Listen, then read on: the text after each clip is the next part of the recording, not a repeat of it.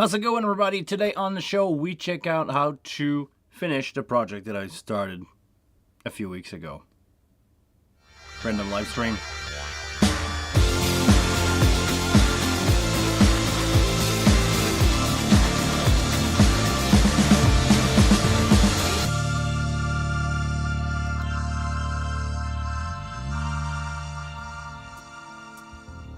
How's it going, everybody?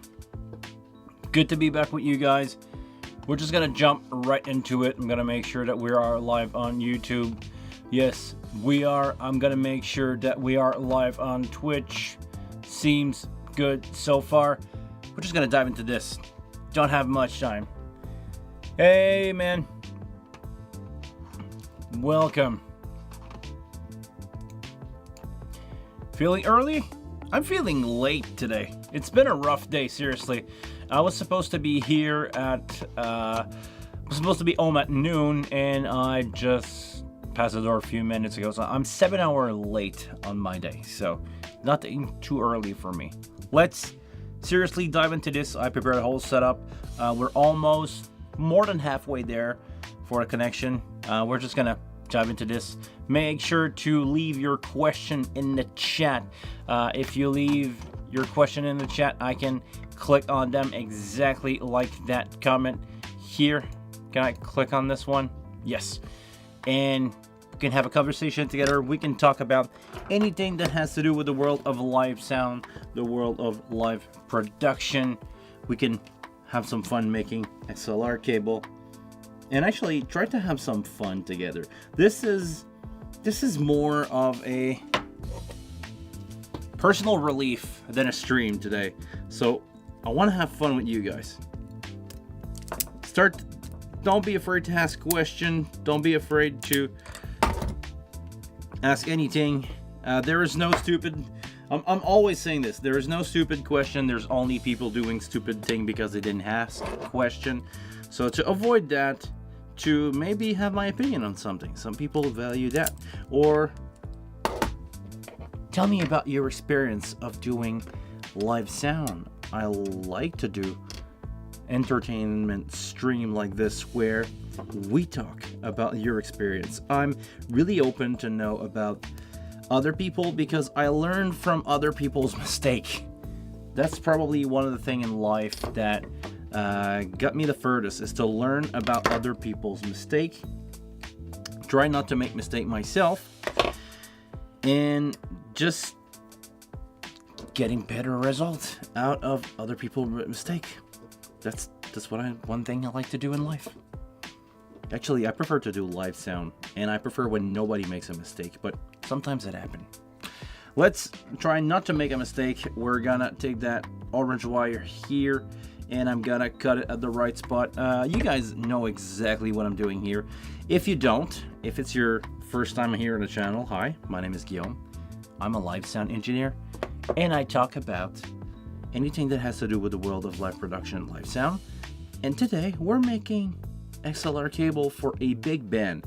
This is going to be used with a band of 10 musicians and 24 singers.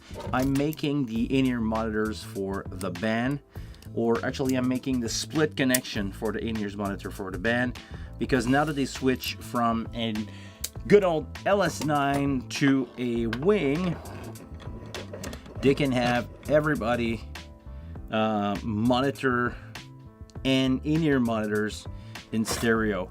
And we're building adapters for that. We're building adapters for the P1's adapter, or the HP1, sorry, from Art HP1. They didn't have the chance to go Behringer on this one. And give me 1 second here. I'm gonna need a tiny bit more light in the studio to work really efficiently, and I'm gonna need a fan, and I forgot to bring my fan, so give me 1 second here.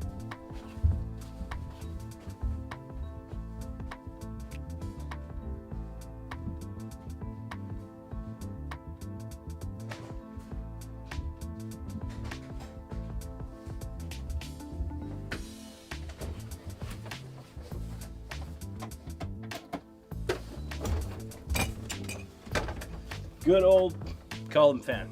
There we go.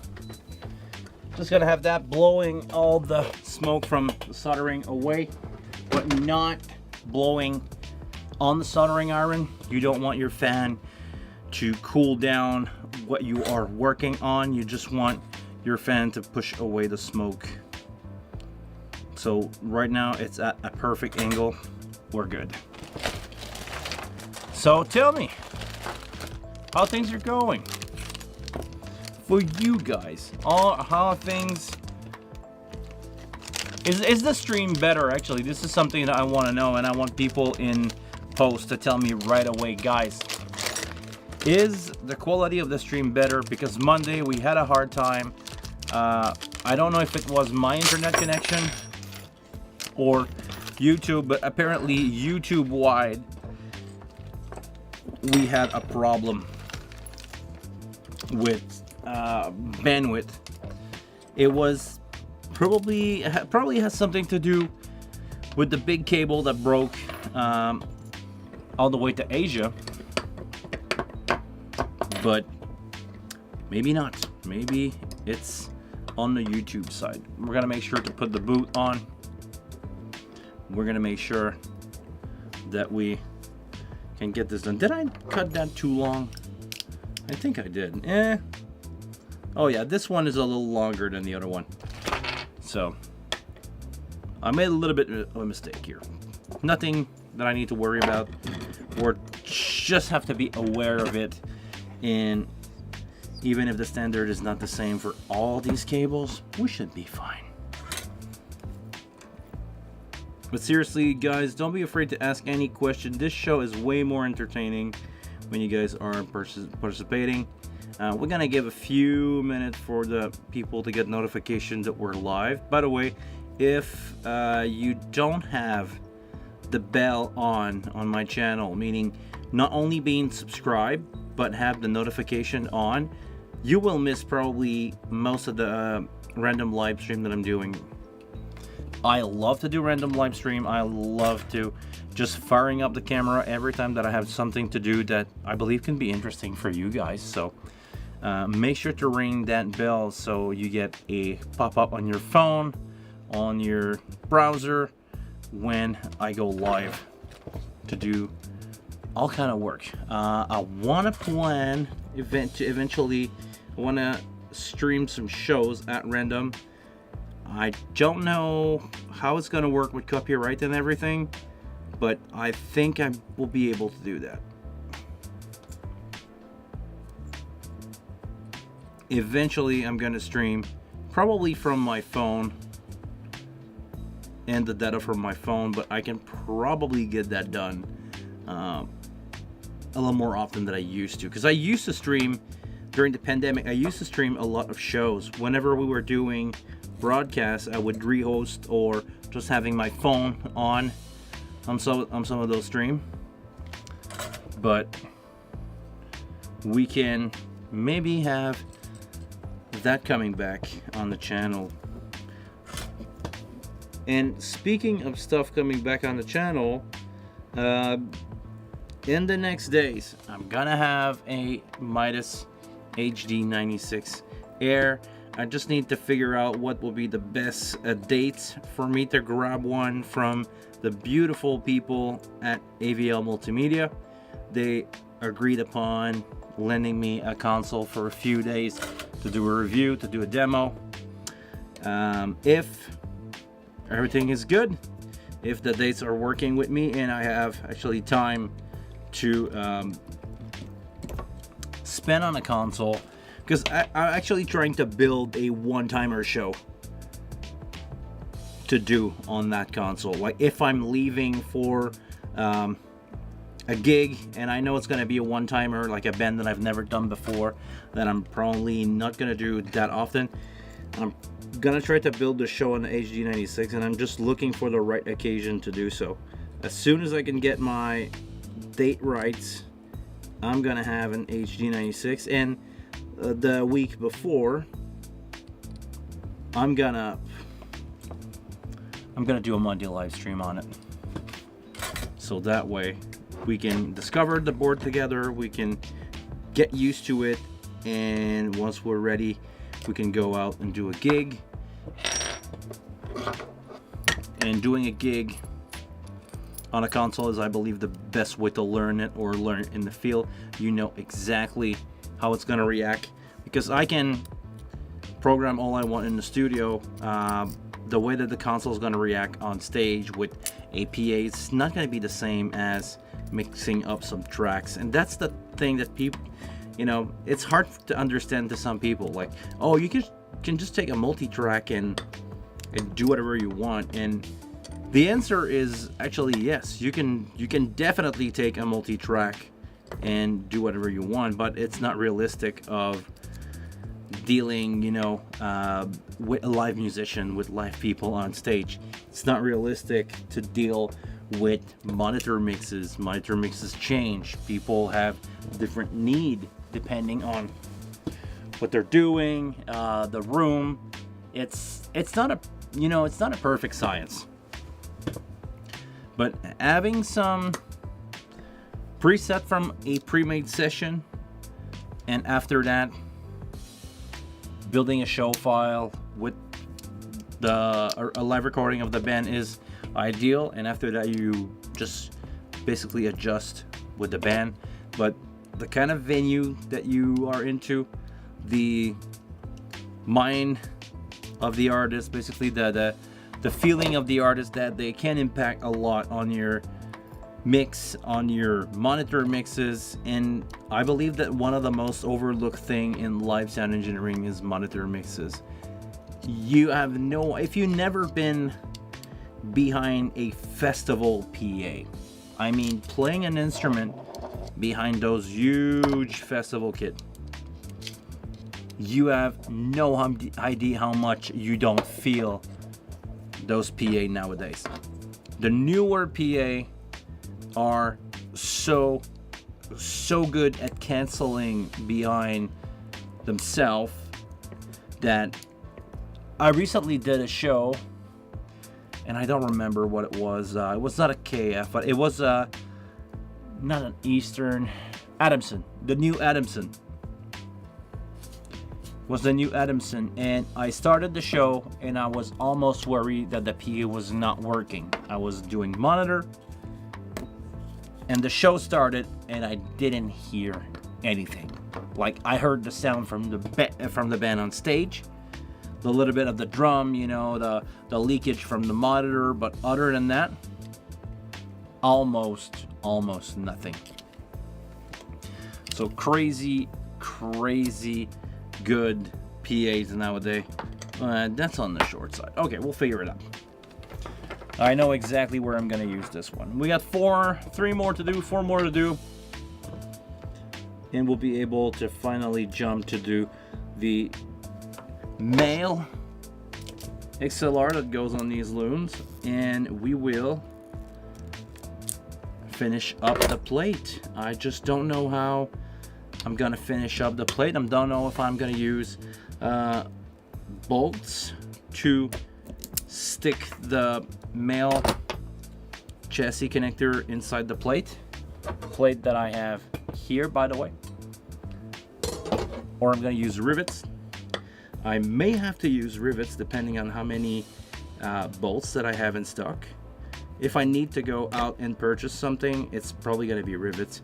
I love the fact that we can have rivets on a plate like that, because 100% that they're not gonna move. It's never gonna unscrew itself. It's gonna be there for life.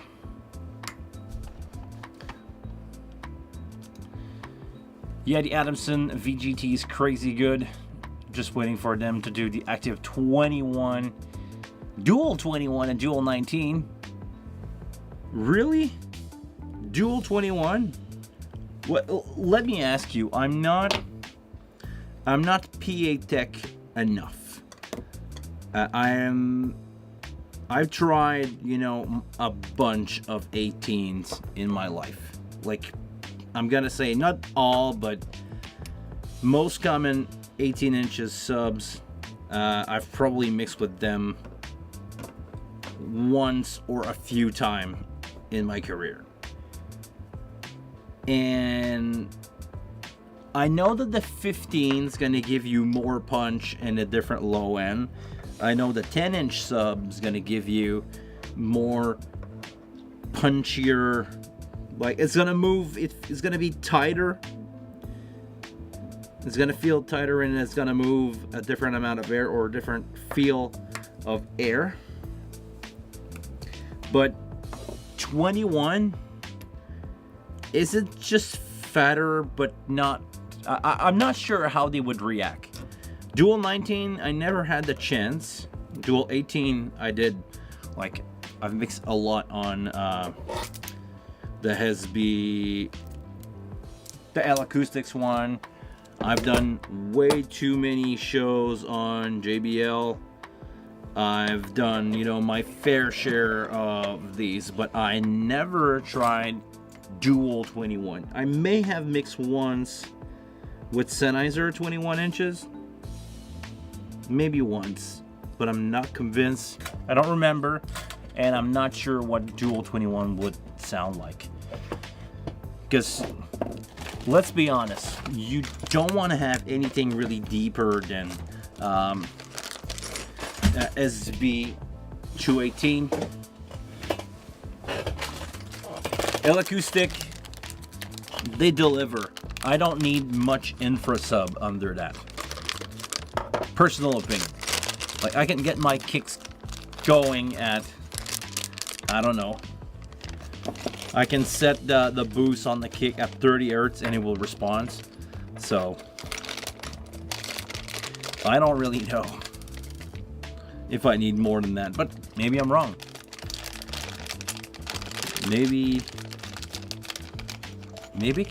somebody can educate me on that. What's the difference? What is the difference on that? Where is the cable that I'm working on? Right there. Man, it's been a long day. Today I had a surprise gig. I was not supposed to work. I was doing an album lunch yesterday. Went fine. Went good. And today when I woke up, or actually yesterday, I woke up not knowing that I'm gonna wake up early today, so I didn't rest that much. I didn't worry about that too much. No, actually, it's not true. It's the 2 day before. Hold on. Let me tell you about my week. Yesterday, I did 2 events.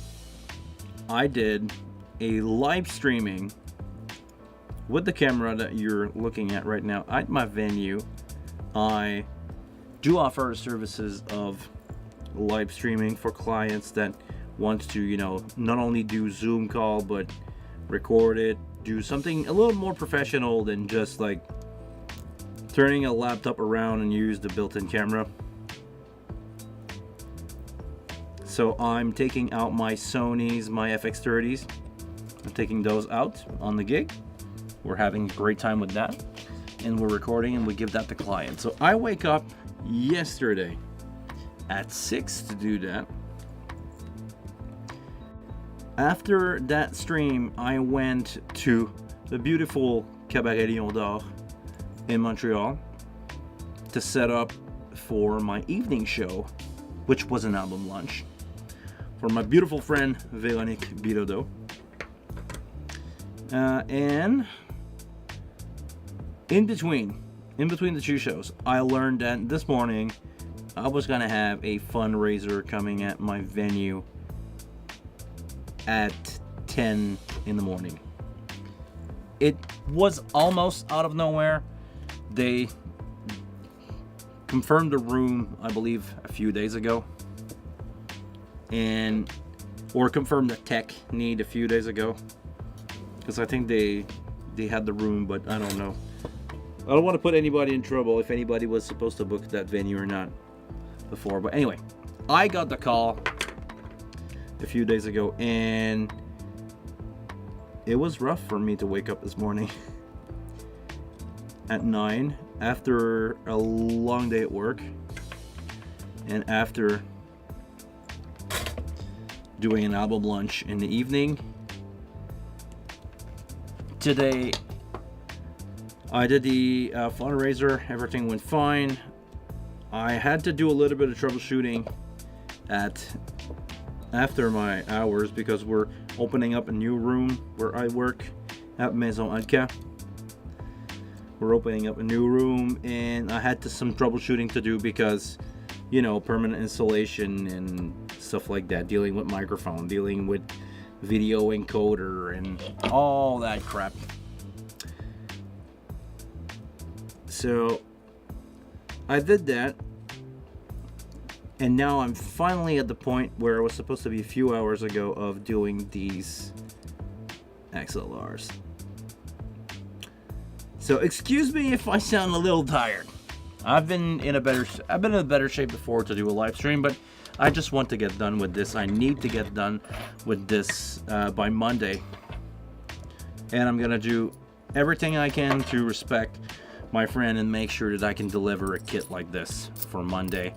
I love the band I love the people actually that are in the band that I'm doing this for. So I want to make sure that they have their kit ready in good time and good manner. I want to make sure that this is going to be working. I'm going to need to test. We're going to need to build the rack. I still haven't built a rack yet.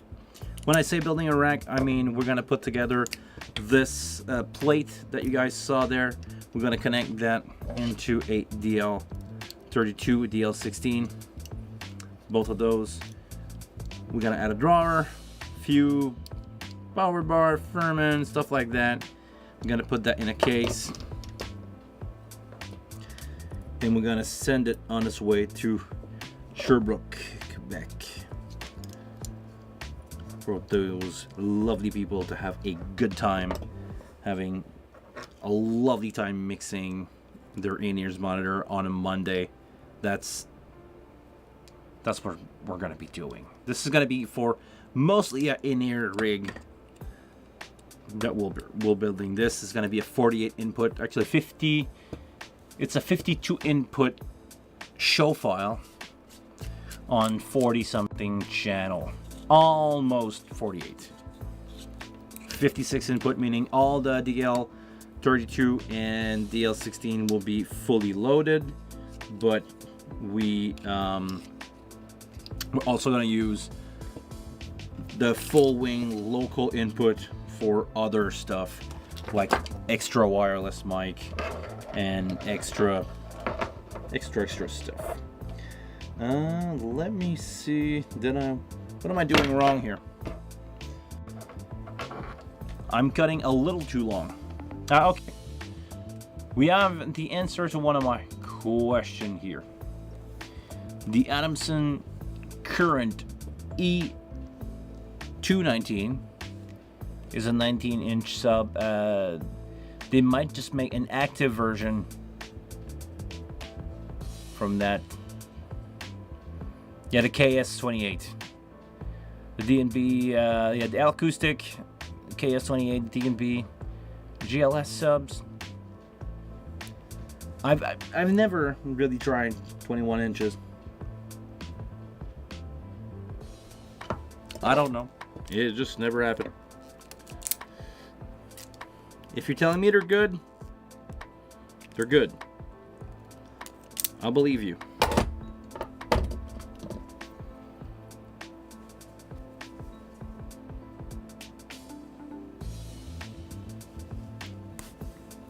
I'm curious, where do you mix, man? What part of the world are you located, if it's not too much to ask, of course?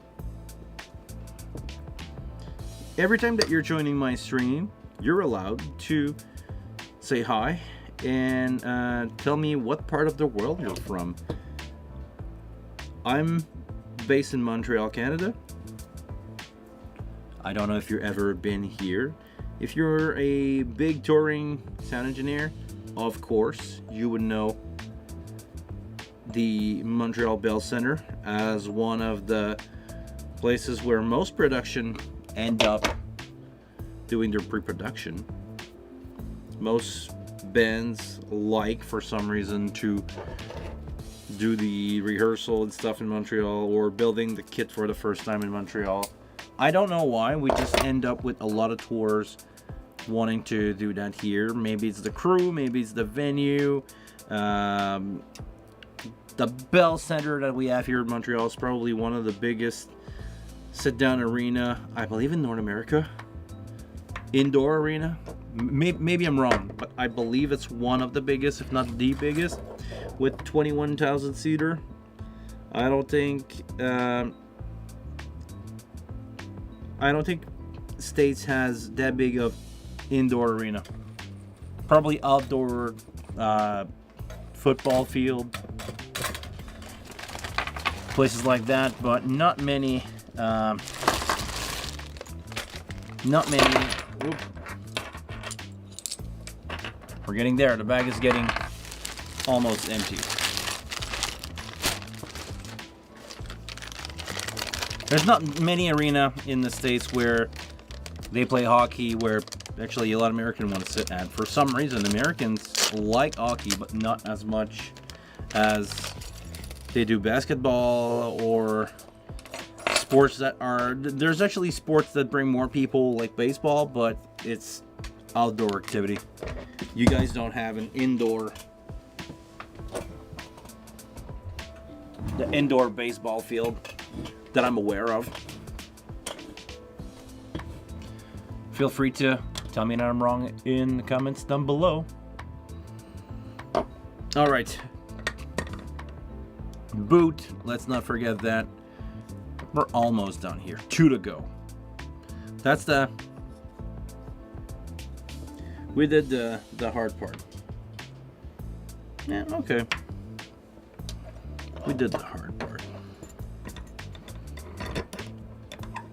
After that, it's gonna be mostly just soldering male XLR, and we're gonna test that stuff and we're just gonna screw it in a rack, and we'll be done.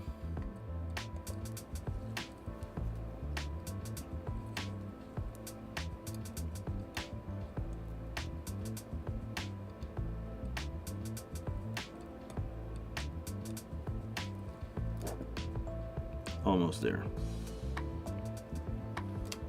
Hey, Sheriff. Good to see you, man. Welcome back. One of the regular here. We're almost done. I swear I'm gonna stream something else than me doing cable eventually.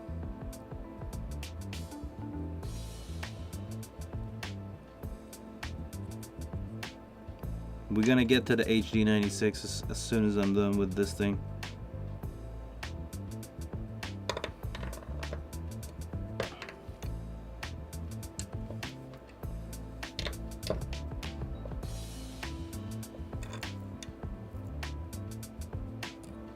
Yeah, I learned to solder both hands. This is a skill that, soldering cable is not that hard once you know what you're doing. And that tip is going real bad. I think I'm gonna finish this plug, and we might have to take a break. Actually, I can probably finish the few plugs that I have, and we might have to take a break for me to change the soldering iron tips, because it's just start to be hollow and just melting everything. It doesn't work that great. I have a big ball of solder here on the tips. It's just like end of life.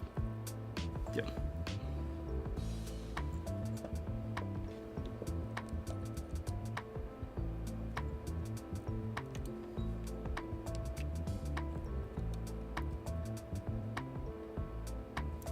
Right.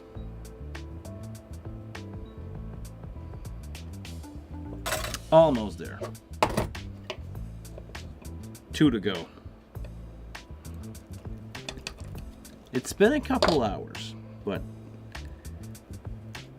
how satisfying is it to see something that you made come to life, and that's gonna help people for years to come?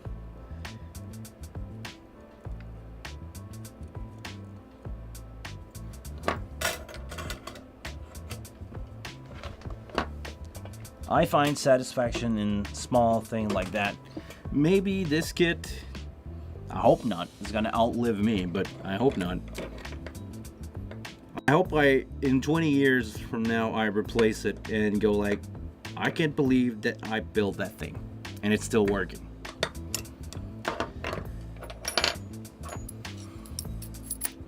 But I like to build stuff that lasts, and this is exactly what we're trying to do here. I'm trying to build that beautiful in-ear rig, and we'll make it happen. Sheriffs, now that you're here with us, let me ask you, what is your favorite PA, man?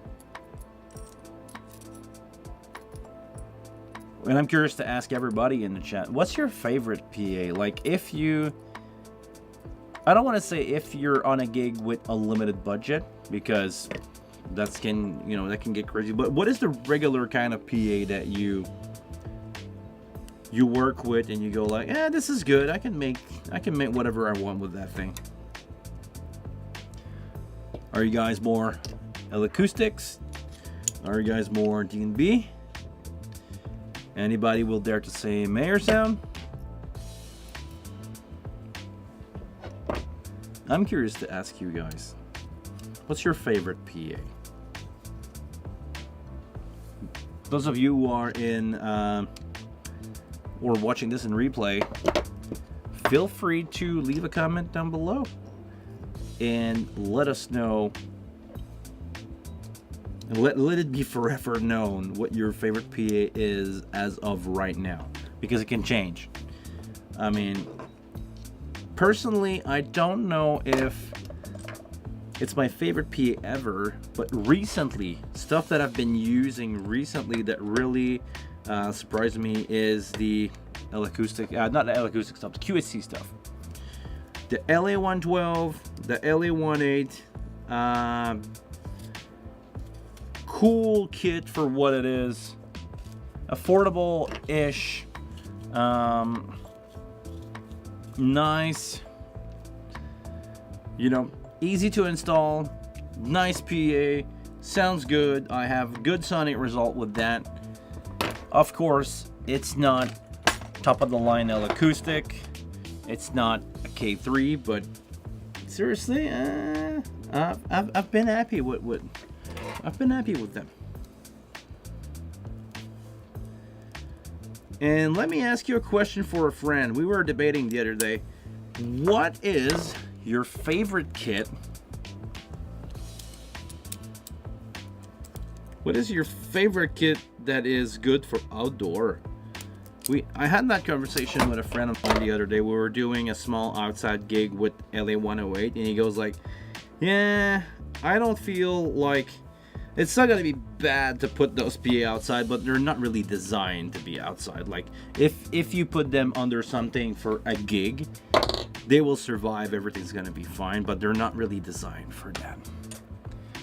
Sheriff, usually you DJ.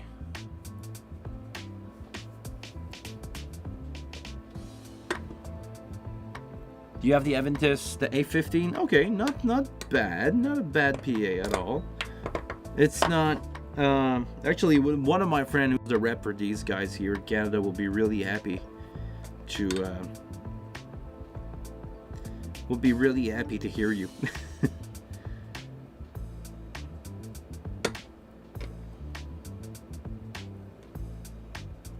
Actually, let me ask you, if you DJ, what's your kit? What's your setup? Are you a DGM guys? Do you only play with the CDJ 3000 and the Nexus DGM A9? Are you one of those guys? Because I don't know if I should say displeasure, but I meet up some DJ that can only do a show with that.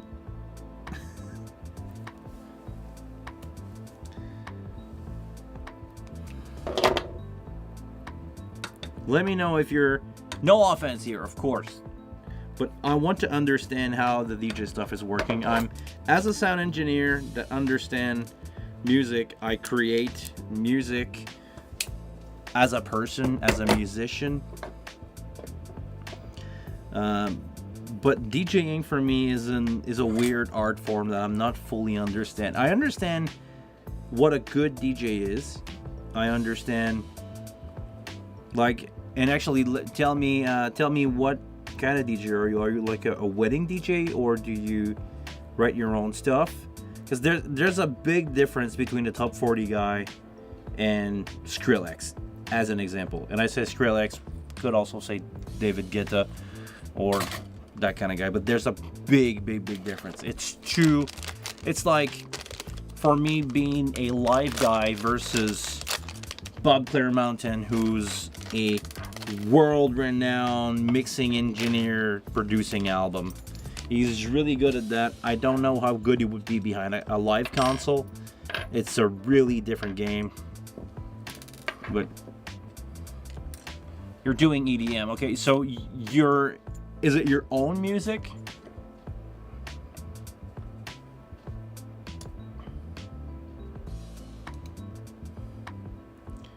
I hear stuff like the Function one, and to me it sounds large. Okay. Don't have much experience with that. Let me ask you, small bucks. Have you tried one of my personal favorite? This is not world changing by any means, but a really cool speaker that I have is the CP8 from QSC's. I have a few myself to bring as monitor for people that like monitor, DJ monitors, singers. When I provide event DJ, I give them the CP8, and so far the response have been, wow, what a crazy good speaker for such a small footprint. It's almost as big of a studio monitor. So you're doing both. Okay, so you have your own stuff, but you're also doing top 40. Are you doing wedding? Are you one of those wedding guy? Because it's also a different game than top 40. Like parties and wedding, of course there's more money to be made in wedding.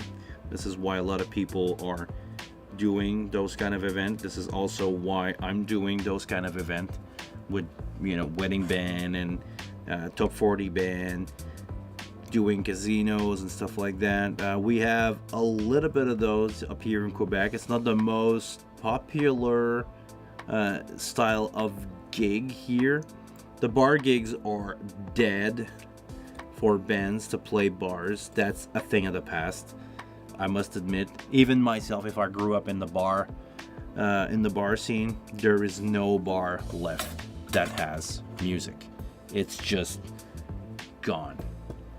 The last bar that I've really worked at closed down in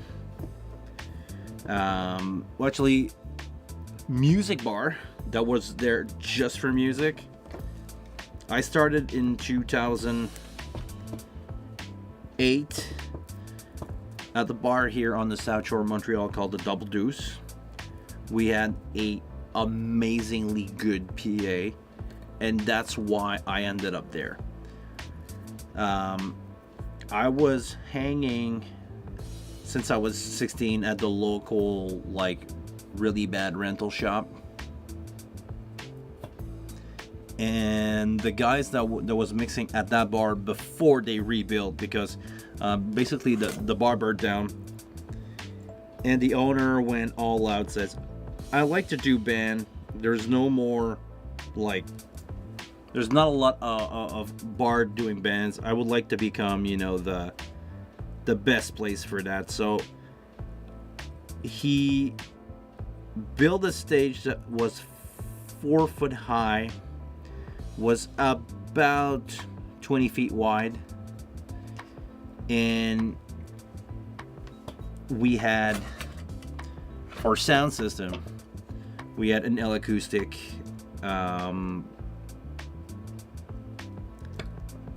12NX, a bunch of coaxial.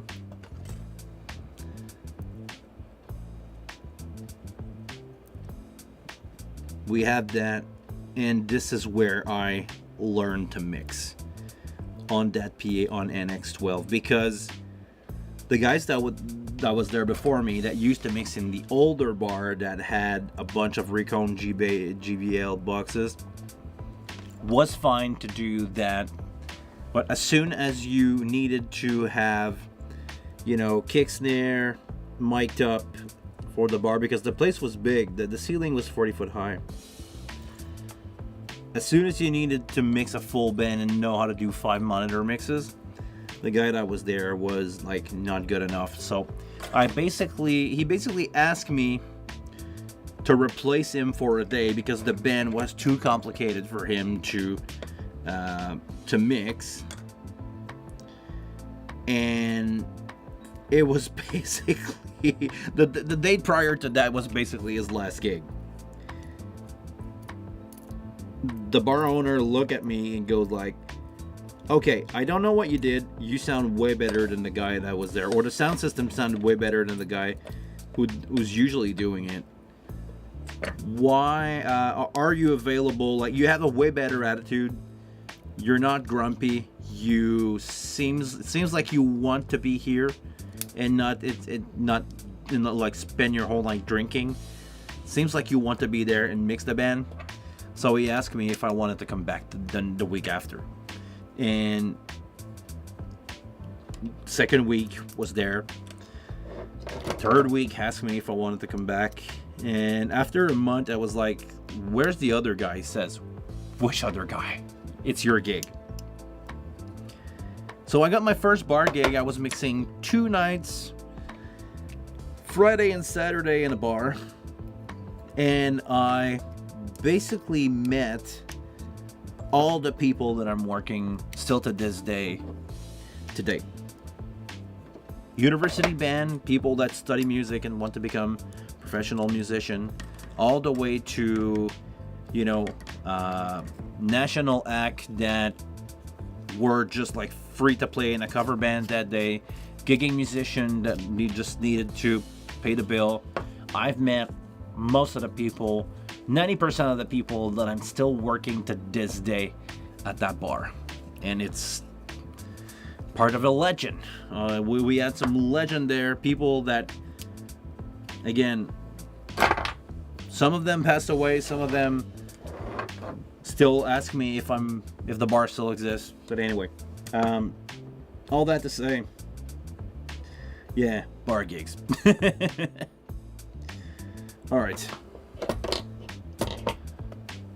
You haven't tried to... okay, let's go back to the CPA discussion because it's cool.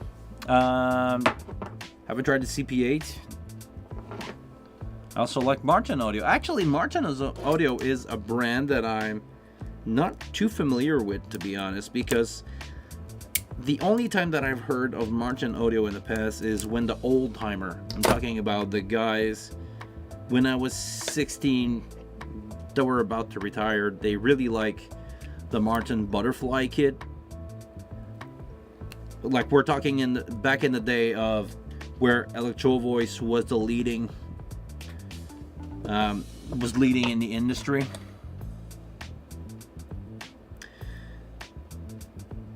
Did you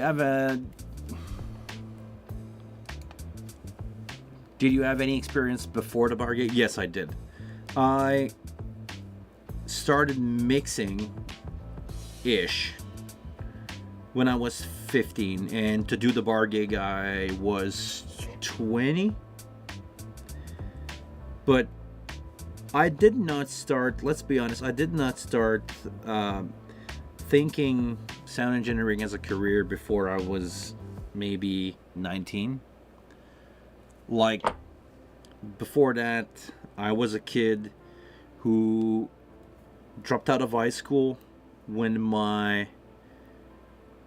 Okay, it's a late stream, no one will watch. Let's go personal. I dropped out of high school. One of my best friend passed away after a couple months struggling with heart disease. He was under the best care in the world at the Montreal Jewish Hospital and everything. He was there. He went there a couple months, had a heart transplantation,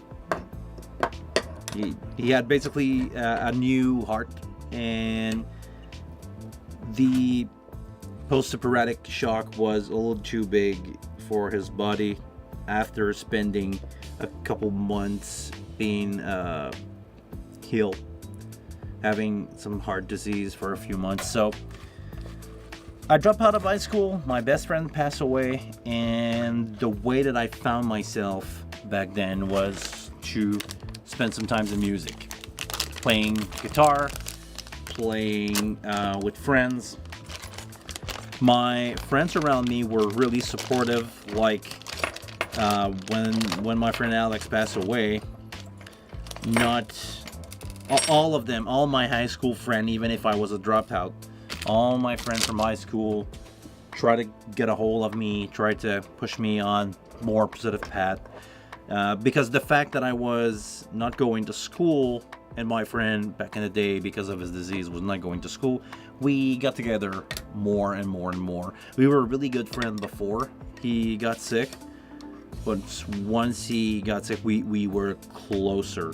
I spent many hours riding, like doing 45 minutes bus ride to get to his place for an hour of hanging out, and like he was too tired, so I went back home, do another 45 minutes of bus riding. I got involved with him. We were playing music. He was on a mechanical heart, so basically, if you don't know, it's a machine that is hooked to you with tubes that replace your heart. Basically, it's just pumping blood into you. I'm not gonna go too graphic, but I'm gonna say, yeah, my friend Alex got help with that machine. We were playing music together. We had a really good time, and music is really what we had in mind to do once he was gonna get off of that. We wanted to, play music, become a band, stuff like that. But again, life got in the way. Accident happened. Humans being humans. And it was a big shock for me. Let's be honest. When you're 16, once you're 16 and stuff like that happened to you, is not an easy thing to deal with. So instead of going into, placebo medicine, alcohol, drugs, or anything, I started to dive into music. And I soon realized that I was way better at organizing local show for my high school friend that were in band, that were actually good. And I soon realized that I was way better at that. And at some point, I was hiring a sound guys to mix my show at the local venue where, it's 100 cap all age venue. The guy that I was hiring as a sound engineer one day didn't show up, and because I was helping him before, I kind of knew I was interested in sound, because I was doing sound for fun at my place with a Yamaha PM400 that somebody gave me. It was a 12 input console that is almost the size of the wing, with a low mid IEQ. It was going out. It was crackling from everywhere. It was a really bad console. Because I had that, and because I saw some people working with bigger console, aka a GL 2200 from Allen & Eade, I kind of understand what was going on, and I wanted to get better. And I was helping during the load in and load out for bands, and I was plugging mic, and I knew what a snake was, and I knew how to connect an XLR. And one day he was not able to make it, so I stepped behind the board. I was 16. I had my PM400 before that, so I turned some gain for in my basement, basically. But once I once the guy didn't show up for a gig, I did sound. I knew how to do gain. I knew how to set up gain, raising up a fader, and make it heard in the venue. Don't ask me anything about compression. Don't ask me anything about EQ at that point. But I knew that I needed to put a low cut on. Punch the low cut on a vocal. It was 100 hertz low cut, and leave the EQ flat and raise the fader. I had to ask somebody. I have to have somebody ask me that to tell me how to set up monitors, so I was taking a channel, doing gain, and sending an aux. But once I did that, I was basically gone for a career. So I started mixing on EV's 250 passive tops and a GL 2200. And I kept organizing shows for my high school friends and more bands until I was 19. Went back to school, or tried to go back to school. High school didn't work out for me. And after that, I basically asked somebody, I don't know what's the name in English, basically someone, a career helper, somebody who can basically tell you jobs option for the future. And high school was not working out for me. I was 19, and he said, "You know what? Do you know that So he asked me, "What do you do for pleasure?" I was like, "Oh, I'm doing music, and I'm organizing shows and stuff like that." Then he goes like, "Hey, and I'm doing sound." And he goes like, "You're doing sound? Really? Okay. What about becoming a sound engineer?" And I was like, "You can do that as a career?" Never looked back. The day of my 20th birthday, I was my first day in school for live sound engineering. I didn't went to university, even though we had courses coming directly from I don't remember if it was McGill University, but basically I went to university, or I followed that course that was high school level but had some program from university for sound. I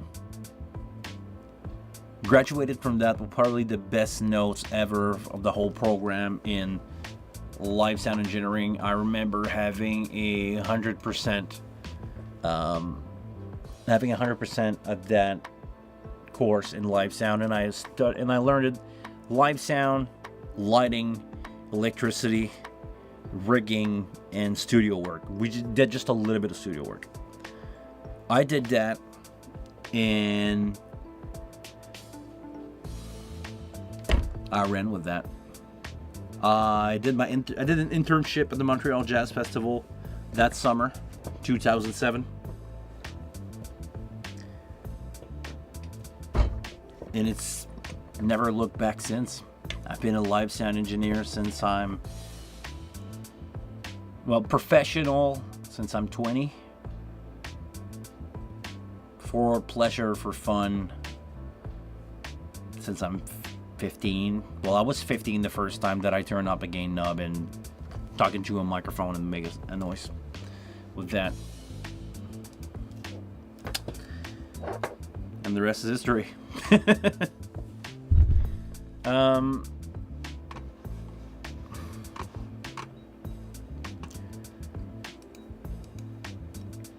Always struggle to choose my favorite band. I love the Acoustic K series. Yes, definitely. Never mind, use a new line array from them. I jump between the one acoustic and D&B. Okay. Recently used the Adamson, but quick deployment, on a quick deployment, the RCF, the HDL 150A. Okay, the 906 subs, and I never tried those. I used to work a lot with an HDL 20, which would probably feel like an old PA now. But I used to work a lot with those PA. One of the places that I was working as a freelancer has one until probably last year. Really, really cool PA.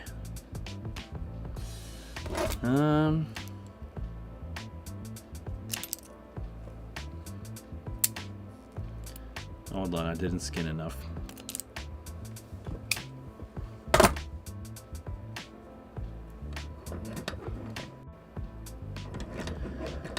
Alright, let's dive into fun.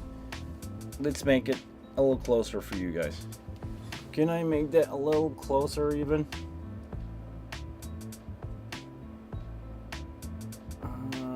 Like this. That's as far as that lens can go. Alright.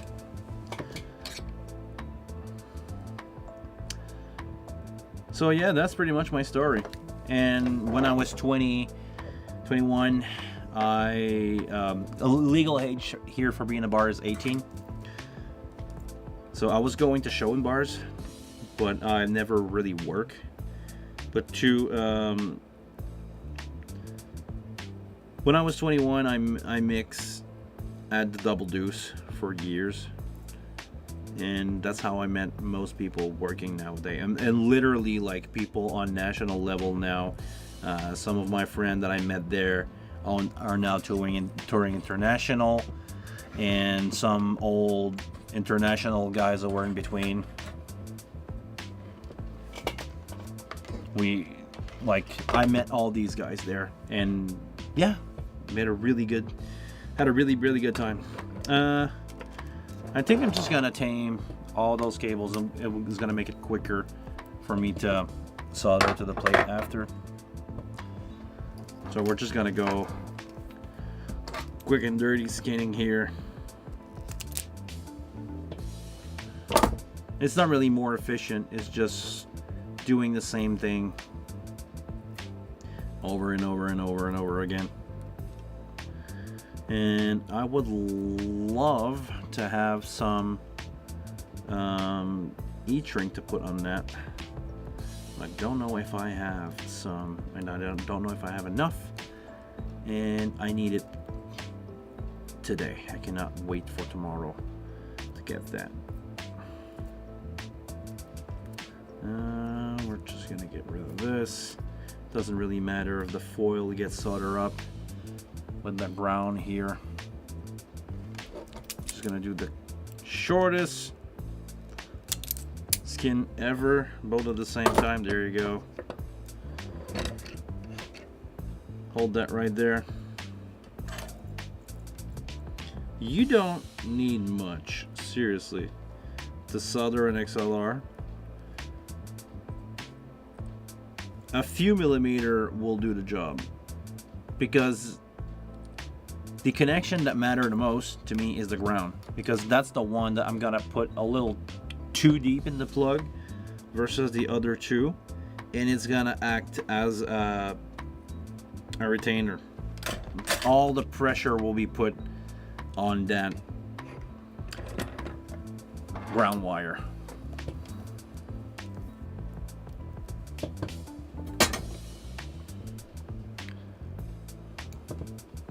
Has anyone tried Maya before? Maya. I don't think I've heard of these guys. Is it a PA company?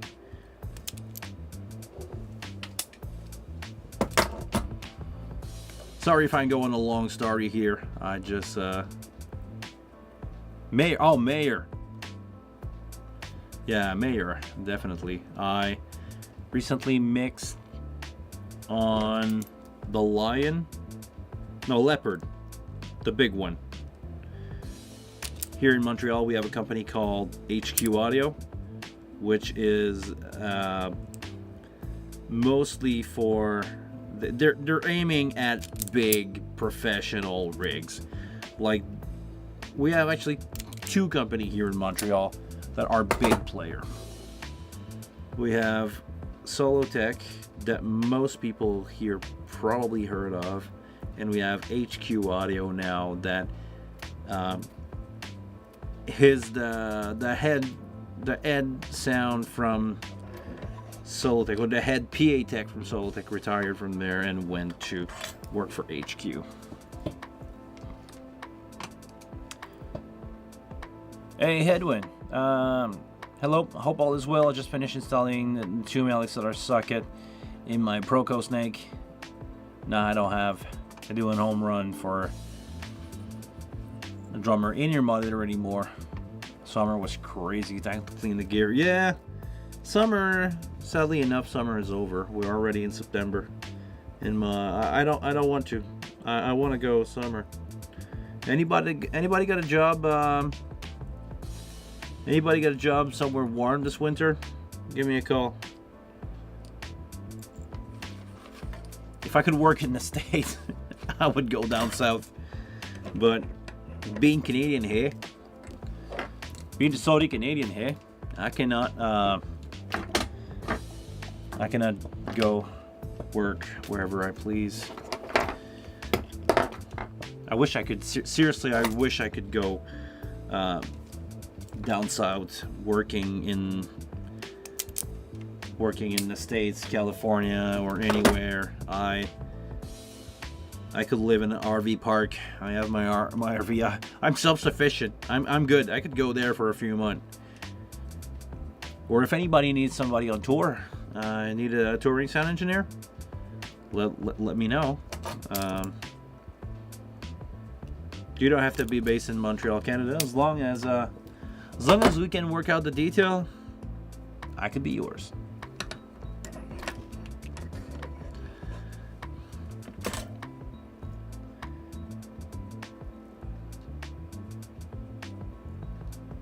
I know Sheriff is working as a DJ. What you other guys do in the chat? Is everybody here full time? I think Edwin is full time.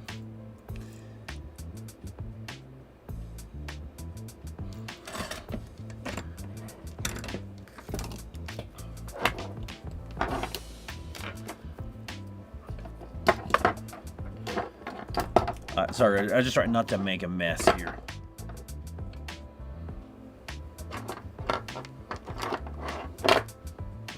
There we go. Let's do this one.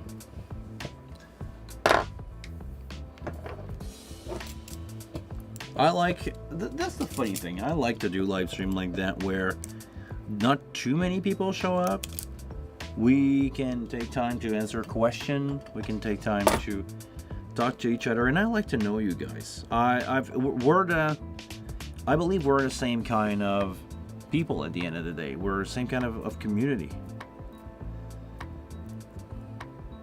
We're sound engineer or DJs or people that like, live event, live music. It doesn't matter what kind of music you're into. It doesn't matter what kind of band you're working. I said that before, and I'm totally okay to say this. I'm not a church guy, but I know there's a lot of church guy out there. You guys are more than welcome here. Everybody, I'm not church specific, but I definitely don't care or don't mind, or I don't know, I should phrase that. Everybody is welcome here, and I'm gonna give advice to everybody, no matter what kind of environment are they use the knowledge that we can get, and everybody has different experience, and I think we can learn a lot from that. Different background. I never mix much of EDM music, like we were saying. I've done a couple show, I don't know if I should say as an engineer, but as a local sound guy for big EDM artists, or kind of big. I was mixing for Zed Dead a few years ago at Montreal Chiaga. I used to do front of house gigs there. I used to do also a festival here that we have called Heavy Montreal. It's all sound engineers' job, but different kind of sound engineering. Because doing monitor at Heavy Montreal and doing front of house for Zed Dead is two different approach, two different style of music. With Zed Dead, I I was almost a mastering engineer because the guy has really, really cool music already, and he was mixing and making his music really well blended, and my job was to make sure that it was translating to the crowd and being under the dB limitation of the city. And I don't know why, I had a good time mixing his show.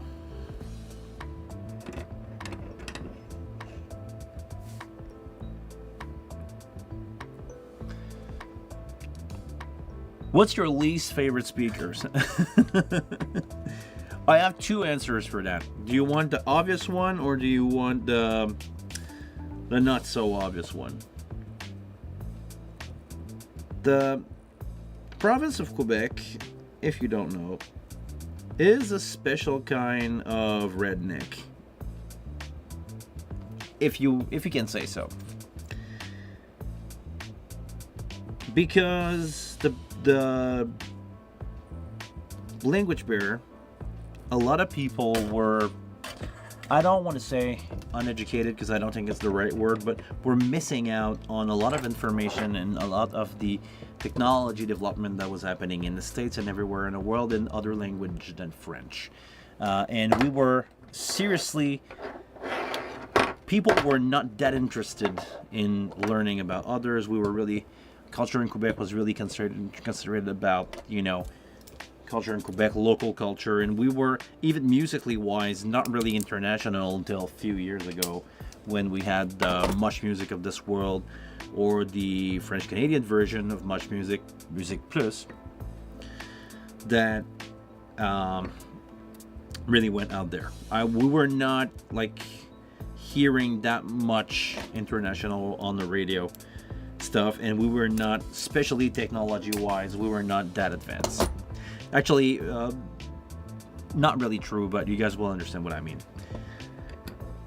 People knew here that JBL speakers were good.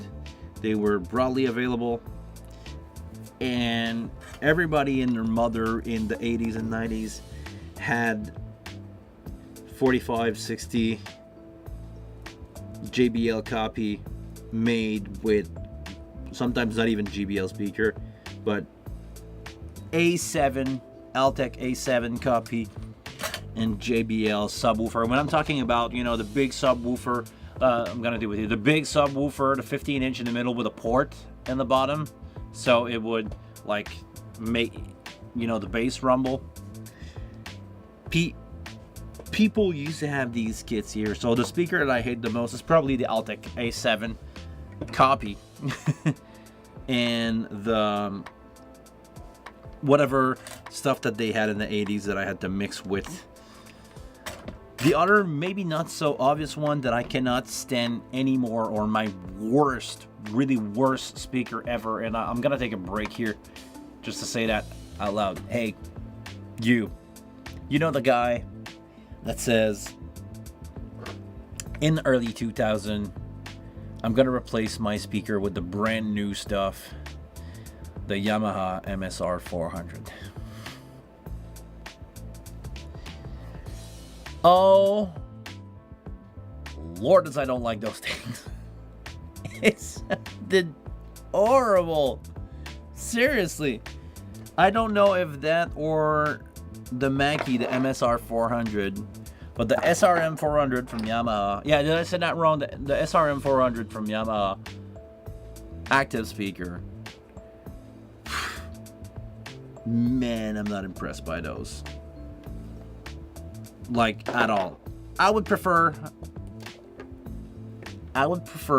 a Bose 80. Is it the 802? You know those boards, those Bose Panerai with the 2 hole in the center that you probably have on a picture at Disney World from the 80s. Those Bose speaker sounded better with the process, of course, but sounded better with the process than any of those freaking Yamaha. I despise those speaker, to be honest. Luckily enough, you don't see them anymore. They probably all died. pretty much like the first batch of RCA.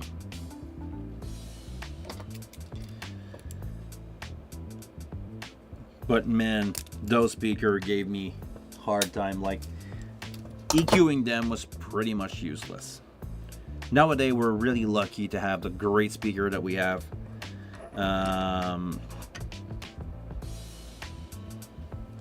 Most speaker nowadays, most PA nowadays, out of the box sounds way better than anything that we had before, EQ'd or not. So,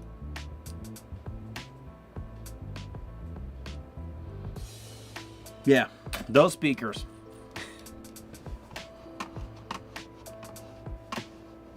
Okay, let's go back to soldering a little bit.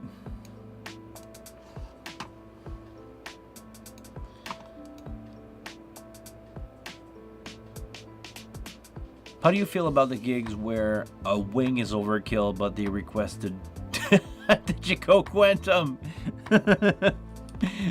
I think you already know the answer to this one, right? Well, actually, there's two ways to see this. Seriously, there's two ways to see this. Nowadays, I'm a rental company. I'm a provider for all kind of events. I provide sounds for bands, corporate event, mostly corporate event to be honest, but I provide sounds for corporate event. I provide sounds for, oh damn it, I went too far and I cut on this one. Hold on. Just gonna try to save that cable. Shave the cable. No, save the cable, not shave the cable. Save the cable. Save the cable. Can we do this one? Yeah. Okay, we're just gonna cut it a little short.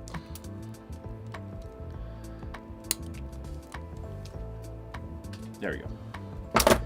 Can probably make that happen. Yeah, we have enough here. All right. Just a tiny lost. Not even a quarter of an inch. All right. I can make it with this one. Okay. So yeah, as a sound provider, I would say sure. A wing would have been enough, but you want a Digico Quantum? Sure. It's gonna cost you, man. Like, you're gonna pay that console a arm and a leg to rent it for a day. After that, deal with the guy who's paying you if he doesn't want you, like, you know, if your writer is too expensive and he doesn't want to hire you anymore or hire your band anymore because, you know, you can get the same band for way less. Well, the fact that your writer is too expensive to cover is going to end up screwing you in the long run. If you're not with I'm going to say a real festival headliner. But if you're in a situation where a wing would be enough, but they requested a Digico Quantum 338 with a couple of wave rack, as a sound provider, sure. I'm going to sub-rent it, and you're going to pay for my time, my transportation, my everything, and your client at the end of the day is going to be the one who's grabbing the bill. If your client is a multi-millionaire or a billionaire and doesn't care, well, sure, nobody care, but why do you cheap on that kind of stuff? Or why is your band so expensive? It's up to you, but yeah, man, I don't care. I'm gonna find it, I'm gonna sub-rent it to from somebody, and the client or somebody at some point gonna pay the bill for it. So that's my vision as a renter, as a renting company. If you want to have my vision as an audio engineer, cool, dude. You're big enough, or your artist is big enough to request that, and they provide it for you. I don't want to say more power to you. I'm gonna say that's stupid. You just make people spend a lot of money. But if your show is built on Quantum and If your show is built on a Quantum and you don't want to redo your show on a wing just because that's going to be the one time in your life you're going to see a wing with that band, that part I get. But congratulations, man, you're heavy enough to get a Quantum on a gig. Make it worth it. Make it sound really good.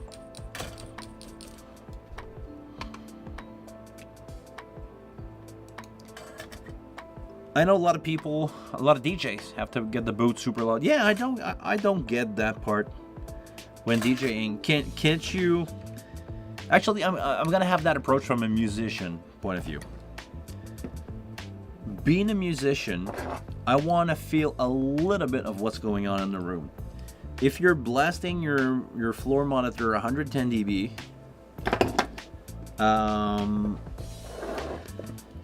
maybe you're not having a real idea what's going on in the room, and you can have the time of your life there, and you don't know how the PA is translating, especially if you're a DJ.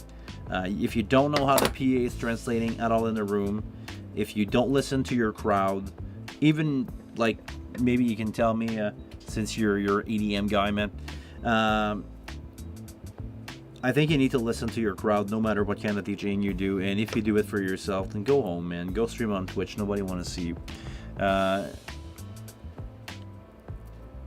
If you just want to crank those monitor to get loud shit happening at you, okay, but be aware that, and it's going to be the hard part for some of you guys, for some DJs out there.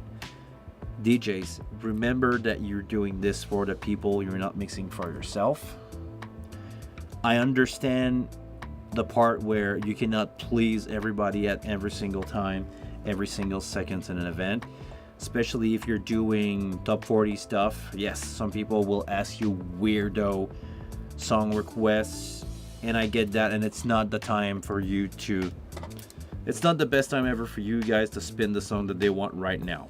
But listen to your crowd. If everybody is asking you 80s disco and rock and roll, and you force feed them EDM, you're gonna destroy the party. You're not listening to the crowd, you're not doing your stuff. If you go to an EDM show and you can't feel your room, I believe it's a better idea for you to maybe lower the volume and get your balance, your sub, your top balance a little less loud in the crowd but sounding way better, then try to blast everyone away. Like, be the guy that people said, dude, it was half the volume but sounded so much better. You're gonna get better attraction in the long run, I believe.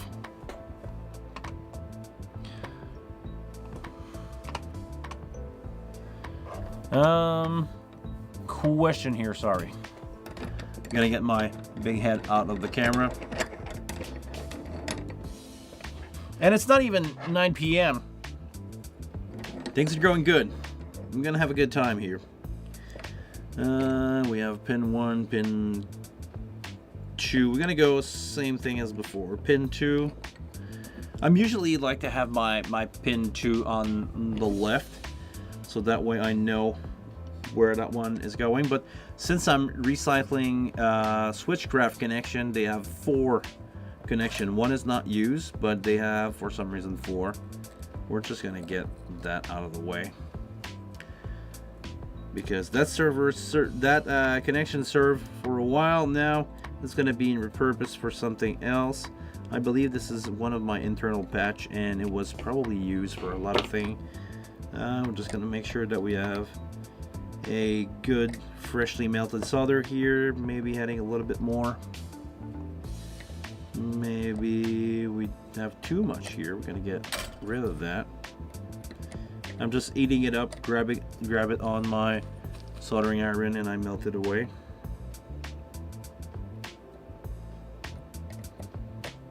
All right. Okay, let me check for E-Shrink. I'm gonna get the box out of here. E-Shrink. Do we have something that we have enough of? that could be an option. We have some of them who slept away. If I'm pulling this here, can I? Not sure. Okay, no, that's not an option. I've run out of the one that I would need. That would be here. That would be an 1/8 of an inch. Let me see if I have some more that fell here on the ground, because I thought I had some.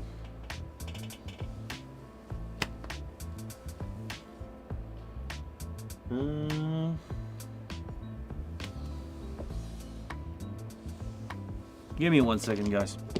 We're gonna keep going with these questions. I love reading those at night. When you guys. Okay, there you go. Yeah, I just found what I was looking for. I do have some 1/8 of an inch heat shrink that I can wrap over my plugs, and once we're done with the soldering, I can heat that up and make sure that the connection is tight and everything. So okay, we're gonna do that. We're gonna first cut some length of heat shrink. I'm gonna go with the length of my vise here. I think it's gonna be enough.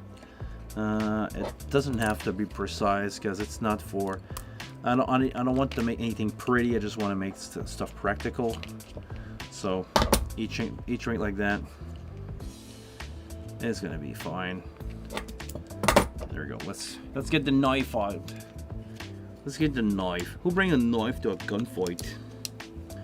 I always bring a knife with me every time that I travel.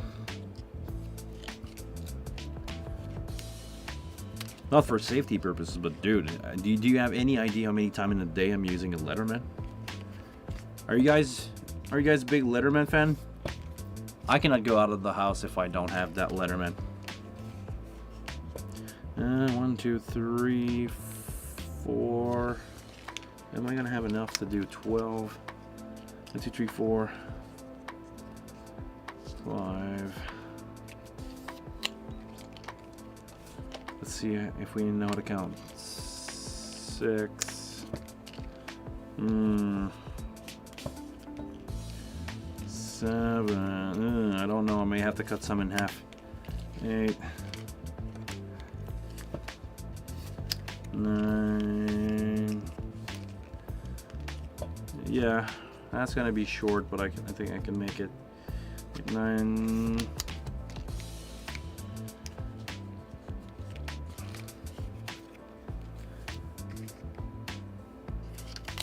10.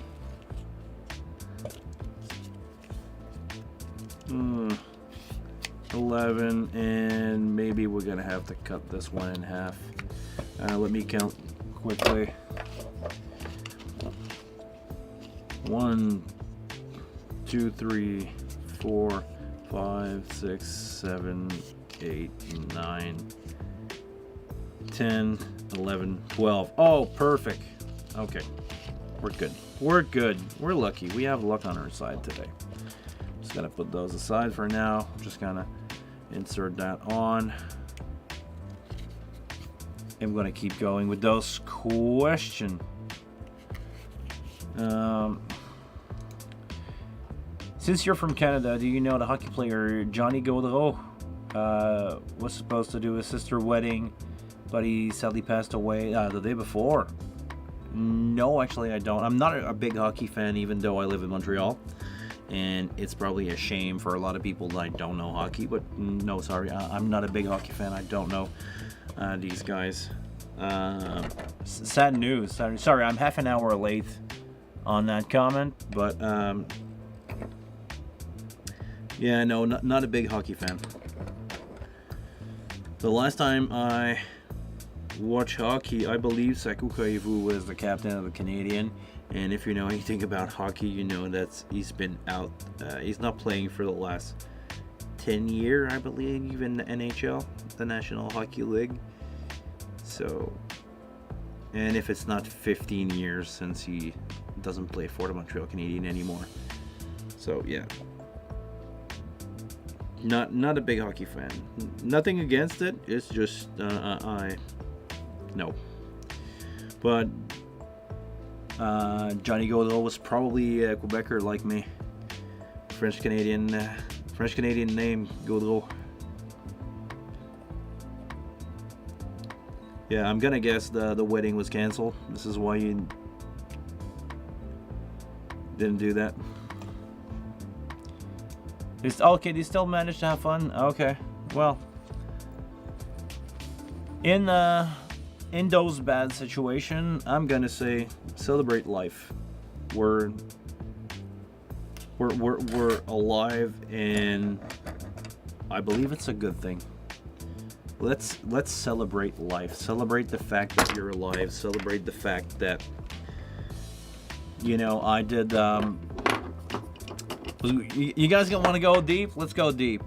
Today I did a fundraiser for Le Camp, which is a foundation that take care of kids who get affected by cancer. And I'm talking about kids. Today on stage I had a 6 years old that has lung cancer. He's 6. He has a good chance. He has 80% chance of full remission because the type of cancer. I'm not a huge cancer. I don't know much about cancer, but I know the one he has good chance. But man, can you believe being 6 and like not knowing how things are gonna happen? So I celebrate life. I plan on dying really, really old, but if it's not happening, I try to celebrate life, like, as much as I can. Celebrate life. In time of struggle, if you lost someone, celebrate life. Celebrate the fact that you are alive here, and there's sadly nothing we can do about that. About them being gone, and know that they're sorely missed, and celebrate the fact that you are alive, and go for it. Go at life. Take the weird decision that's gonna make you happy. And I need to say that for myself. It's just not for you guys. I need to say that for myself. Working as much as I do is sometimes an interesting question, to be honest. I'm working a lot. I'm doing what I like most of the time. I'm not working a 9-to-5 job. I'm not struggling, in a job where nobody like what I do. I'm really appreciate. And I'm getting, funny enough, yesterday I did an album lunch with some of my friends, and I didn't have the chance to say goodbye to everybody because I had to wrap up, and some people were pissed that they didn't not have a chance to tell me how much they appreciate the show. Musician that I'm working with, but I had I woke up to 3 text message of people feeling sorry that they did not find me after the gig to tell me how much they appreciate it. So it's, I don't know how to say that. I don't want to sound like cocky or anything, but man, celebrate life, celebrate that you are happy, celebrate that you have a good job. If you're doing DJ sound engineering, anything that makes you happy, go ahead, man. Go. Go have fun. Go make people happy, because seriously, that's what I do now for a living. I like to tell myself that what I do is I make people happy for a living. It's working a lot in corporate, especially today. The lovely lady who was in charge of the foundation said it was never that easy for them to do an event tech-wise. Usually the tech are fucked. Okay, I don't swear a lot on this channel, but today I'm gonna swear. Are like fucking idiots that make their life harder, and man, I'm not my vibe. Really not my vibe. Don't be a, okay, this stream's probably gonna get demonetized. Don't be a dick. Even if you're having a bad day, know that somebody else got a worse day, and they don't deserve your crap. So be positive, make people happy, and if you can't, stay home. We don't need you. A bit harsh, I know, but seriously, man, we're alive. We're having a good time. make it a good time for everybody else, or go home. Don't bother people to have a good time.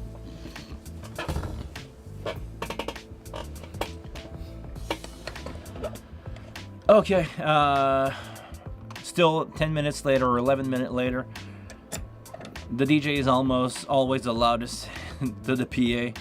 They seem to never get out of their own monitor to have any idea what it sounds like in front of house. I hate trying to compete with the DJs. Sound tough? Yeah. It happened to me many times, and you know the good one from the bad one with exactly that. Like the good one that getting a lot of job, getting a lot of gigs that are like even working in clubs. Feel the crowd, work with what you have, meaning the PA and everything, and don't blast your monitor out. Listen to what's going on. You're there to please the people that came to listen to you. It doesn't matter if you're an artist, doesn't matter if you're a DJ. You're not there for yourself anymore. Well, actually, writing a song is for yourself. Playing a concert or playing an event or mixing an event is for the people that is there. That's my modus operandi. This is why I'm here. I try to reproduce. I'm there to replicate what the band intend to do on stage, playing, and I'm there to replicate that for the crowd. Make sure it's balanced. It's not an ego thing. Don't mix for yourself. Mix for the crowd.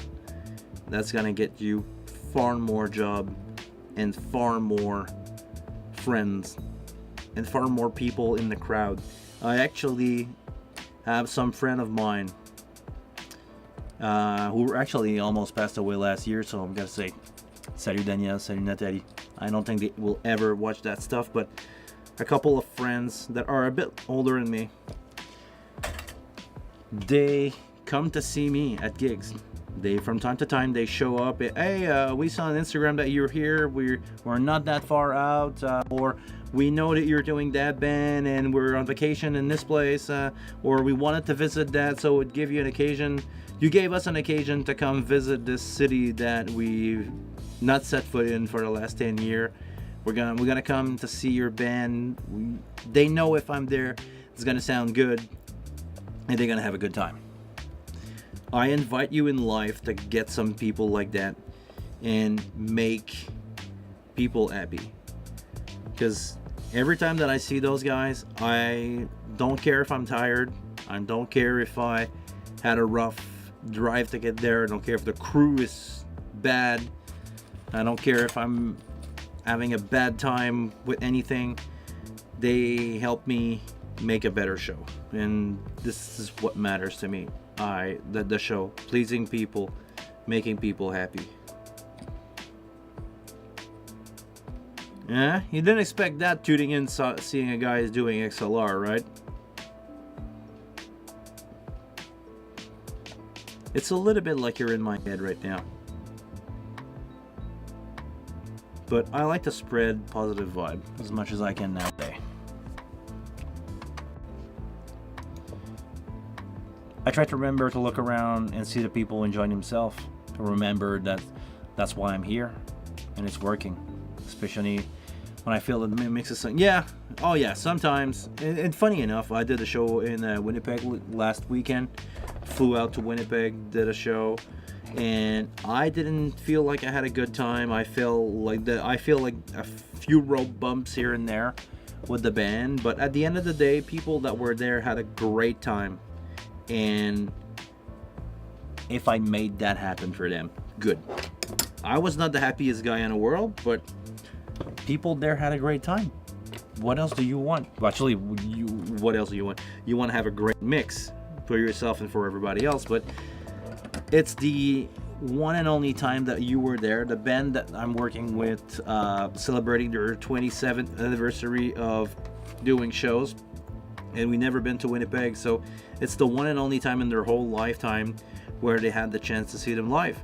So to them, it was the show of their life. To me, it was just another gig, another one of the 25 gig that we have this summer. We're gonna have 35 show with these guys this year, so I don't know, man. It was the show of their life. They're never gonna have, or probably never gonna have another chance to see them live. So For the 5 people that were there, that cared, man, it was worth it. It was freaking worth it. I know I feel sad. I know I didn't like the PA. Those actually, it was the reason why I was thinking about the EV250 is because I was mixing on 4 EV250, 2 pointing at the balcony, 2 pointing at the bottom of the ground from the top. Not the best PA placement ever, not the best speaker ever, but that's what I had. That's what I had to work with. I made it happen in a small room for 100-something people, but it's the, you know, it's the only time that they probably ever gonna have that band there. Let's make it count. Did my best. Not the greatest mix ever, but people were happy and they had a time of their life.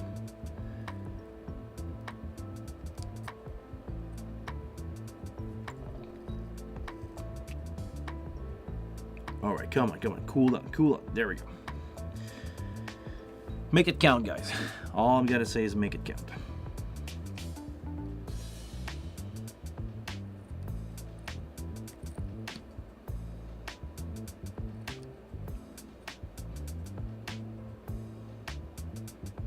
Is the background music too loud for you guys? Time to complain. When there's not a lot of people, it's a good opportunity for you guys to help me improve the stream. Let me know if the music is too loud. Let me know what's happening with that. Everybody else who join in, hi. If it's your first time here on the channel, my name is Guillaume. I'm a live sound engineer that love to talk about anything that has to do with the world of live sound and working with stuff that has to do with the world of live sound, like doing XLR for a monitor rig, exactly like we're doing right now. We still have some of those. It's going to be a mix and match of connector on the male side of that plug. Doesn't really matter, but there we go. I had to do with whatever I had in stock, and I wanted to get rid of some stuff that I don't really use. I have a bunch of male and female connection for plates. I have a bunch of male and female connectors that I've been keeping around, and I don't have any plan for it. So for now, I'm in a mode where I just want to get rid of them. So getting rid of them is like I'm doing right now, and use them all to solder this beautiful plate that's going to help a lot of people making good music for good people and make people having a great time.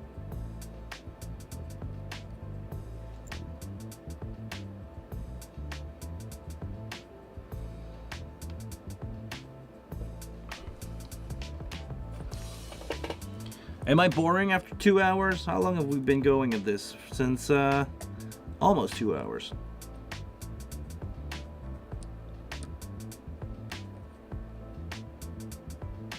Did I forget to put a heat shrink on it? Oh, damn it, I forgot to put a heat shrink on. This is why I don't like to do thing in multiple steps. Sometimes I like to get just my stuff ready. We're gonna make that happen. All right.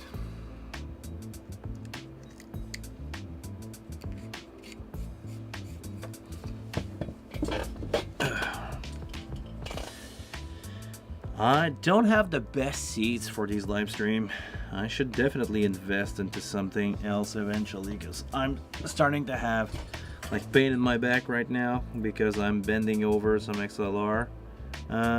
Maybe I can change my vice angle a little bit. It's gonna change. Oh yeah, way better, way less repetitive movement, and probably a better angle for you. Oh no, I'm way out. Sorry guys. There you go. Let's take a look at what's in the vice then. Let me know if I put my big head over those XLRs.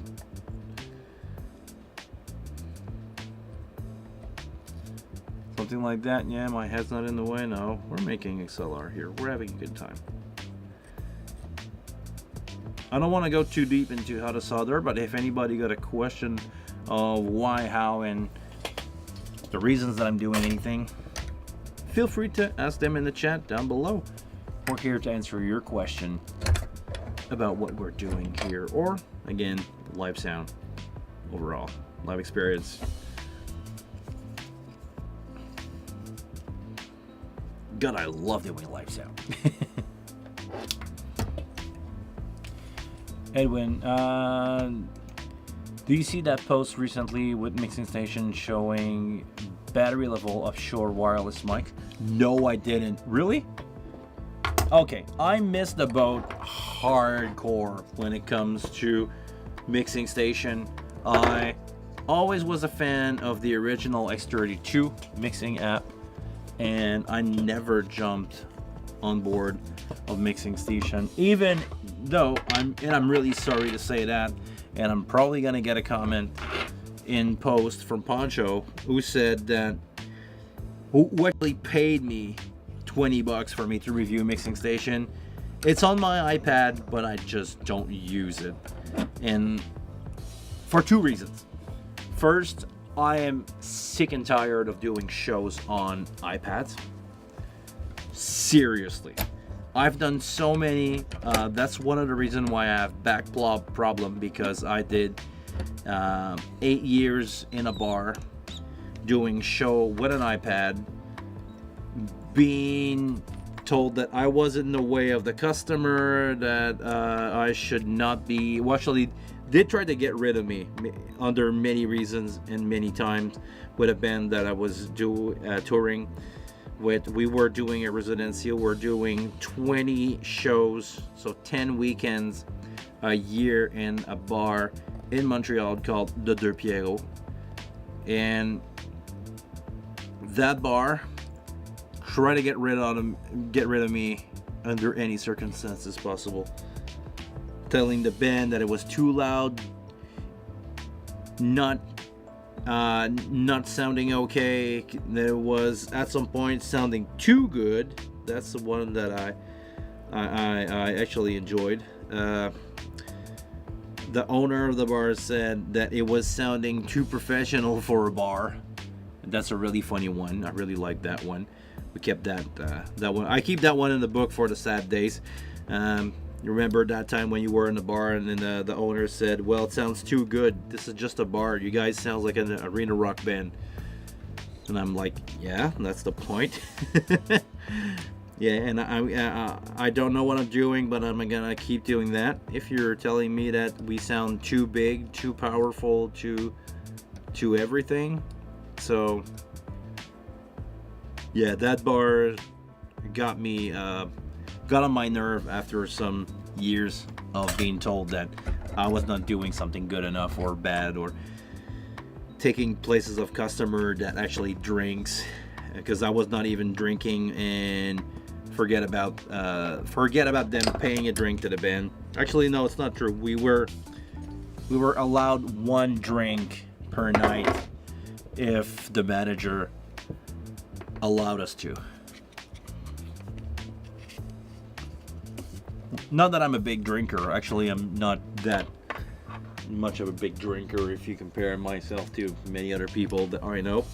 But like, just the fact that you have to pay for your drink, and if anybody work in the bar industry here, know, like, you guys know the drill. You actually, here in Canada, I'm not gonna say for anybody else in the world, but here in Canada, if you work in the bar industry and the owner make you pay for your drink, doesn't usually work this way. Seriously, alcohol wise, I usually joke about this, but I have two problems with alcohol. I have as much as I want, and I don't have to pay for it. That's my two biggest problem with alcohol. It led me, when I was younger, to maybe abusing it a little bit, because when you're in your 20s and you don't have to wake up until 4 in the morning after, or the day after, you can go on a little late with some bartender. Like, I've already left a bar at 5 in the morning, drunk off of my butt, and I'm Not gonna say what I did, but you guys can probably guess it. I mean, as a way to get home. I do not encourage anybody to do that. It's seriously stupid. I'm lucky to be alive.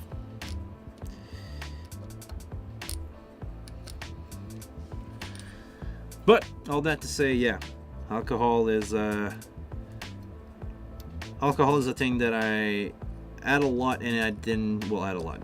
I had my fair share of alcohol in life, and I didn't have to pay for it because I was working in the bar, and I still to this day, like on Ben Ryder, it's normal to ask for 24 to 36 beer for a band.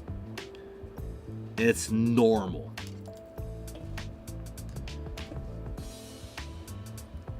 And if you're a headliner, riders are getting way worse than that.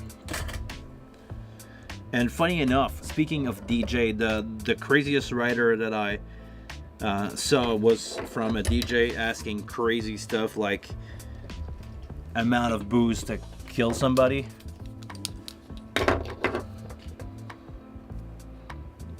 Like for a 2-guy crew, like a DJ and a light guy.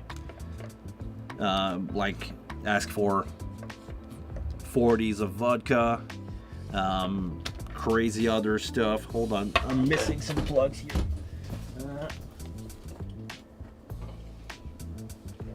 How many do I have? 1, 2, 3, and 4. I have 4 plugs. Okay, I need to take a break. My back is hurting too much from bending over. We're gonna take a 5-minute break here. We're gonna have some questions from you guys. Now it's time. If you ever want to ask a question, go ahead. I'm gonna take a quick break where I'm just gonna get that plug ready. I'm gonna take a quick break. My back here is struggling a little bit. So, how you guys doing? Let me know in the comments, in the chat. Make sure to say hi. Should I? Actually, I have a leftover of a coffee here that I got from probably last Monday. I'm definitely not gonna drink that. But I should take a break and do. And actually, you know what? Let's do. Let's struggle through this. There's 4 plug. We're almost there. It's the last mile that hurts the most. We're gonna go through this. My plug here is backward. That could be a big problem. But let me know, guys. How you doing? Am I boring as hell? Am I tired? Did I say delusional things? Do I make sense? Do I?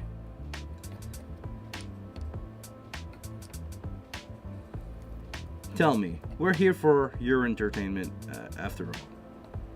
That's actually the reason why I have this YouTube channel, because I believe in sharing knowledge. Maybe I can help people getting their message across whatever platform, live show, consoles, or helping other people to get their message across. I hope it's for the good. You guys only know what's good for you, but I hope that you guys are doing music and live sound engineering for a reason, and I hope you guys don't only do corporate event like I'm kind of forced to do because I live in Quebec and touring as a full-time engineer 24/7 is not an option. I have to do corporate event, but I enjoy myself in corporate event, but not my first choice. I'd rather go out with bands.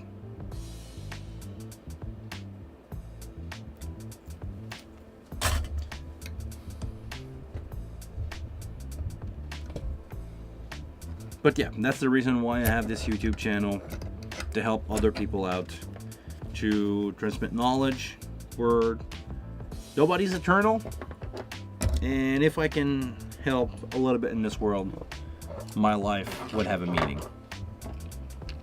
And so far, to be honest, a lot of people told me enough good thing about what I'm doing here that I feel like I want to keep going, even though if my numbers are currently really bad on YouTube. I'm not uploading enough video, I'm not doing enough, but I like doing this, and I'll keep doing it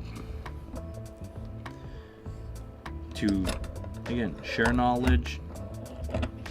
Even if there's one guy a week watching my stream and learning something, I'm not doing this for no reason.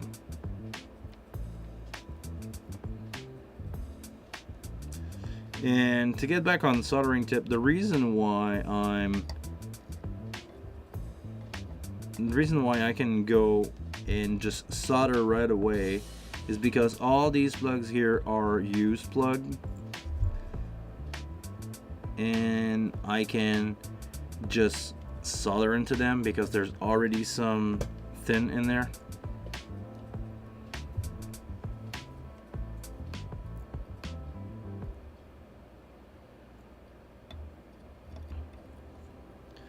Alright, that one's hard to get, sorry. Not enough tin actually on that one. I should have had it a little bit.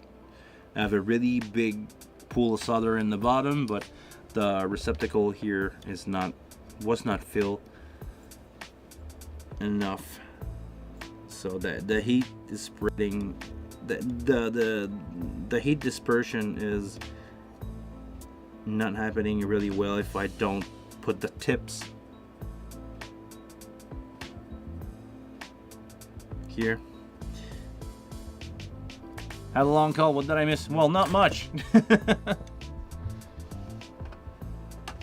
Well, I don't really know what you miss, but you miss me talking about good things, positive stuff. This is why you should go back and rewatch the whole thing after once we're done. But yeah, not much. We're almost done. We have 2 more connections to go. Actually, those ones are brand new connector and they will need to be filled. So let me see what's going on here. I want to make sure that pin 3 here is at the bottom. Pin 2 is going to be at my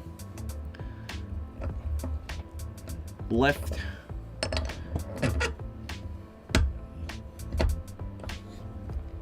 So I don't do anything stupid. This one is brand new, so I'm going to put some tin in it. And I just make sure that I pretty much fill the whole connection insert point with thin here.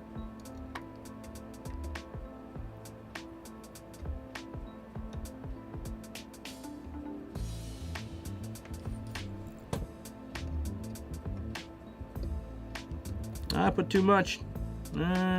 Yes, no, yeah, I put too much.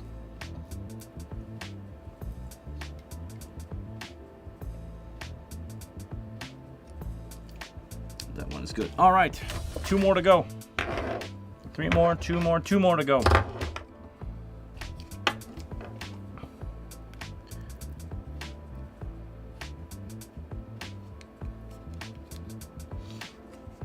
Almost there. We should be done in the next few minutes. After that, once we're done here with soldering, we're gonna close the stream. I'm gonna go to bed because I have a rough day tomorrow. I don't know if anybody here is aware of a festival in the beautiful province of Quebec called Western Saint-Sit. It's the biggest, or was the biggest, country festival in the east side of Canada. A small town that is usually maybe 30 to 40,000 people. It's gonna basically be 10 times that. They're expecting millions of people to cross the border of the city over the week. Tomorrow I'm heading there for a country show with a beautiful, pretty, talented, especially talented Indy Terrio. Tomorrow, that's my gig. We're going there. We're leaving tomorrow AM around 11. Driving there, do the show sound check.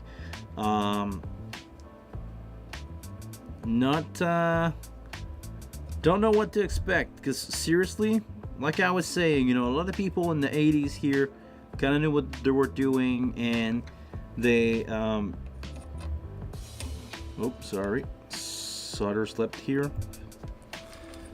A lot of people from the old-timer community who used to work at those kind of festivals, so sometimes they have the reputation of being unprofessional. I think it changed over the years, but I don't know what to expect tomorrow, especially in a small town country festival that is, organized mostly by the city. There's like, the only purpose of the city at this point is to organize a festival, and they make so much money out of it that the city doesn't pay tax. If you live in Saint Sit, you don't have to pay municipal taxes because it's just covered by the festival. There's so much money back that people spend so much money in taxes and in parking spot, and you just don't have to pay for anything. Everything is covered basically by the festival. It's huge. It's amazingly huge.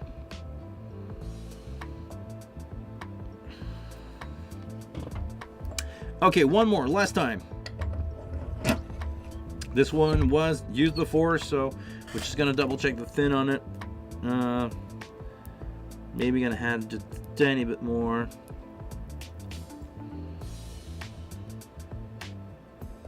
Remove a tiny bit on this one, and definitely gonna add a tiny bit more on the ground side.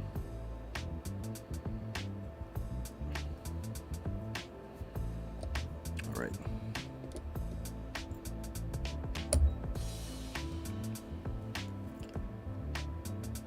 After that, I have basically to pack my stuff, because tomorrow is going to be the wing compact that we're going to use for the show with a DL32. I need to bring a cable. I need to bring my mic case, because I don't go out without my mic case anymore. I'm a princess. I need my Beyerdynamic drums. I need my Beyerdynamic mic on drums.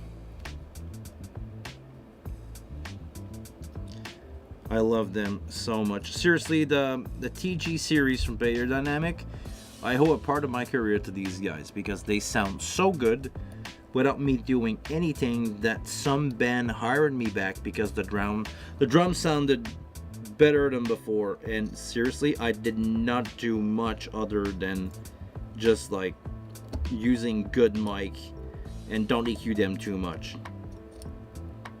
They sound so good and natural. It's crazy. And I used to be sponsored, or I used to work with an artist that was sponsored by Beyerdynamic, but it's not the case anymore, and I still recommend to this day everybody to use Beyerdynamic mic. So we're done with the soldering. I'm gonna do a quick E-string job after testing all these cable. I can show you guys what we got so far. That's what we did.